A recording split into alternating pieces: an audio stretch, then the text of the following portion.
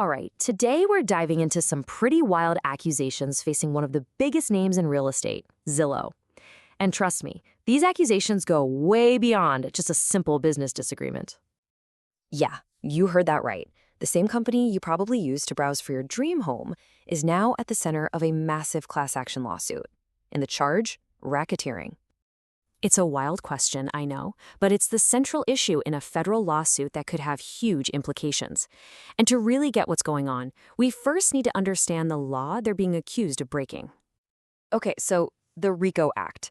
This is a super serious federal law that was originally designed to go after organized crime syndicates, like the mob.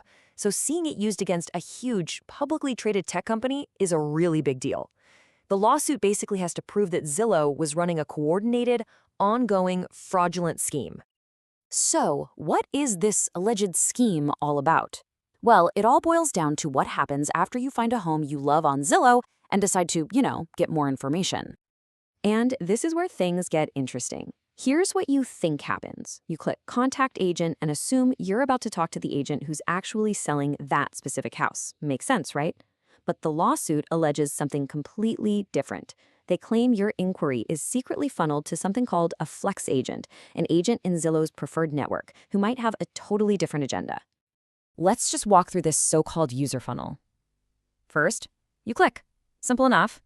Then, the lawsuit says, a switch happens behind the scenes, routing you away from the listing agent.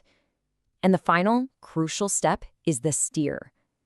That new agent is allegedly pressured to guide you directly to Zillow's own mortgage service. So your simple inquiry just became a hot lead for their loan business. Now you might be thinking, okay, but these are just allegations. And you're right, but this lawsuit really gained steam when people from inside the system started talking. This is where the evidence really starts to pile up. 12. That's the number of confidential witnesses. We're talking current and former employees who have provided testimony for this lawsuit. This isn't just one or two disgruntled people. This is a dozen insiders backing up these claims. This quote, straight from the case files, really captures the drama here. The details these whistleblowers provide are what turn this from a simple business dispute into something that feels, well, a lot more serious. So how did they allegedly enforce all this? The lawsuit claims Zillow used software to monitor communications between its agents and their clients, and they were specifically looking for agents who dared to recommend a different mortgage lender.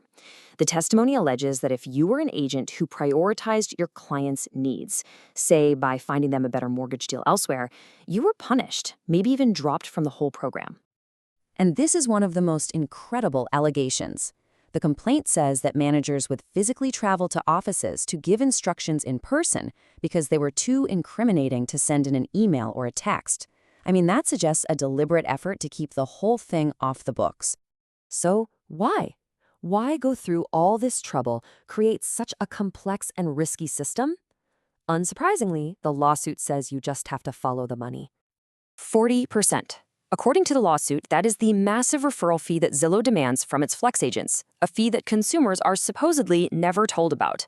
Now that creates a powerful financial incentive for Zillow to control every step of the transaction.